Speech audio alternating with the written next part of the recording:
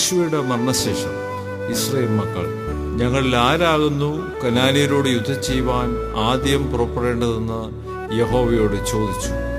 യഹൂദ പുറപ്പെടട്ടെ, ഞാൻ ദേശം അവന്റെ കയ്യിൽ ഏൽപ്പിച്ചിരിക്കുന്നുവെന്ന് യഹോവ കൽപ്പിച്ചു. യഹൂദ തന്റെ സഹോദരനായ ശിമിയോനോട്, എന്റെ അവകാശദേശത്ത് കനാന്യരോട് യുദ്ധം ചെയ്യുവാൻ നീ എന്നോടുകൂടെ പോരേണം. നിന്റെ അവകാശദേശത്ത് നിന്നോടുകൂടെ ഞാനും വരാമെന്ന് പറഞ്ഞു. ശിമിയോൻ അവനോട് കൂടെ പോയി. അങ്ങനെ യഹൂദ പുറപ്പെട്ടു. യഹോവ കനാന്യരെയും പെരിസ്യരെയും അവരുടെ കയ്യിൽ ഏൽപ്പിച്ചു. അവർ ബേസക്കിൽ വെച്ച് അവരിൽ 10,000 പേരെ സംഹരിച്ചു. ബേസക്കിൽ വെച്ച് അവർ അദോനി ബേസക്കിനെ കണ്ടു. അവനോട് യുദ്ധം ചെയ്ത് കനാന്യരെയും പെരിസ്യരെയും സംഹരിച്ചു. എന്നാൽ അദോനി ബേസക്ക് ഓടിപ്പോയി. അവർ അവനെ പിന്തുടർന്ന് പിടിച്ച് അവന്റെ കൈകാലുകളുടെ പെരുവിരൽ മുറിച്ചു കളഞ്ഞു. കൈകാലുകളുടെ പെരുവിരൽ മുറിച്ച 70 രാജാക്കന്മാർ എന്റെ മേശയിൻ കീഴിൽ നിന്ന് പെറുക്കി തിന്നിരുന്നു. ഞാൻ ചെയ്തതുപോലെ തന്നെ ദൈവം എനിക്ക് പകരം ചെയ്തിരിക്കുന്നുവെന്ന് അദോനി ബേസക്ക് പറഞ്ഞു. അവർ അവനെ യെരുശലേമിലേക്ക് കൊണ്ടുപോയി. അവിടെ വെച്ച് അവൻ മരിച്ചു. യഹൂദാ മക്കൾ യെരുശലേമിന്റെ നേരെ യുദ്ധം ചെയ്ത് അതിനെ പിടിച്ചു. വാളിന്റെ വായ്ത്തലയാൽ വെട്ടി നഗരം തീയിട്ട് ചുട്ടുകളഞ്ഞു.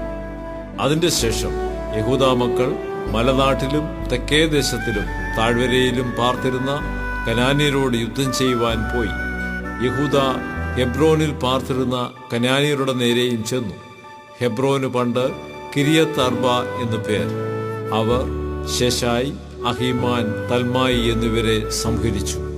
അവിടെ നിന്ന് അവർ ഓബീർ നിവാസികളുടെ നേരെ ചെന്നു. ദെബീറിന് പണ്ട് കിര്യത്ത് സേഫർ എന്നു പേരായിരുന്നു. അപ്പോൾ കാലേബ്, കിര്യത്ത് സേഫർ ജയിച്ചടക്കുന്നവന് ഞാൻ എന്റെ മകൾ അക്സയെ ഭാര്യയായി കൊടുക്കും എന്ന് പറഞ്ഞു. കാലേബിന്റെ അനുജനായ കെനസിന്റെ മകൻ ഒത്നിയേൽ അത് പിടിച്ചു. അവൻ തന്റെ മകൾ അക്സയെ അവന് ഭാര്യയായി കൊടുത്തു. അവൾ വന്നപ്പോൾ തന്റെ അപ്പനോട് ഒരു വയൽ ചോദിപ്പാൻ അവനെ ഉത്സാഹിപ്പിച്ചു. അവൾ കഴുതപ്പുറത്ത് നിന്ന് ഇറങ്ങിയപ്പോൾ കാലേബ് അവളോട്, നിനക്ക് എന്തു വേണം എന്ന് ചോദിച്ചു.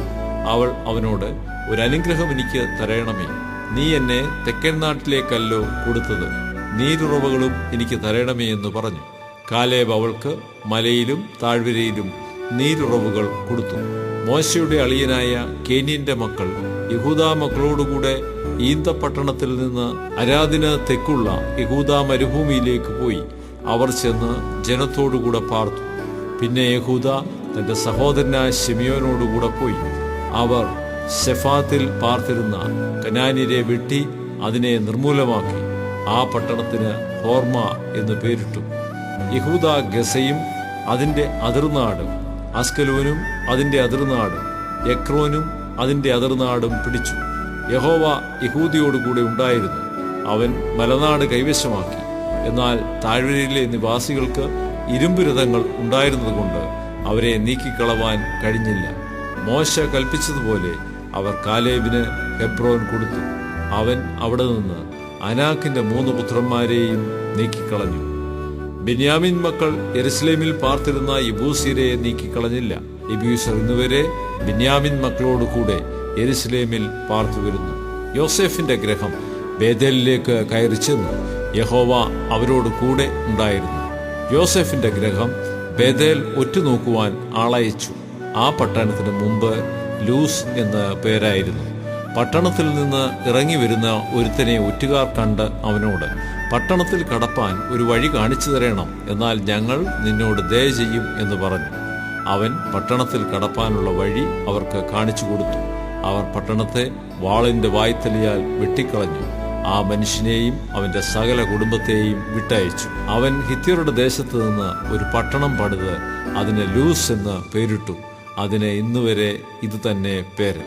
മനശ്ശെ ബേത്ത് ഷെയാനിലും അതിന്റെ ഗ്രാമങ്ങളിലും, താനാക്കിലും അതിന്റെ ഗ്രാമങ്ങളിലും, ദോരിലും അതിന്റെ ഗ്രാമങ്ങളിലും, ഇബ്ളയാമിലും അതിന്റെ ഗ്രാമങ്ങളിലും, മെഗീദോവിലും അതിന്റെ ഗ്രാമങ്ങളിലും പാർത്തിരുന്നവരെ നീക്കിക്കളഞ്ഞില്ല.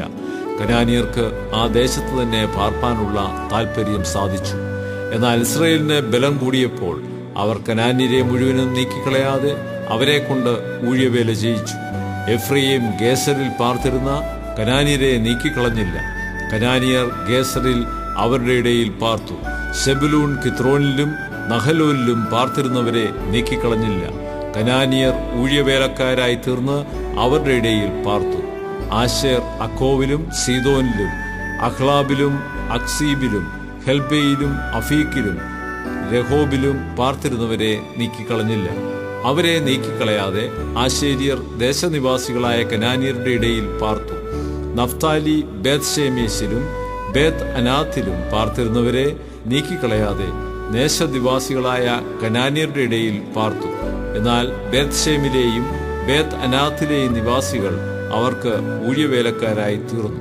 അമോര്യർ ദാൻ മക്കളെ തിക്കിത്തള്ളി മലനാട്ടിൽ കയറ്റി.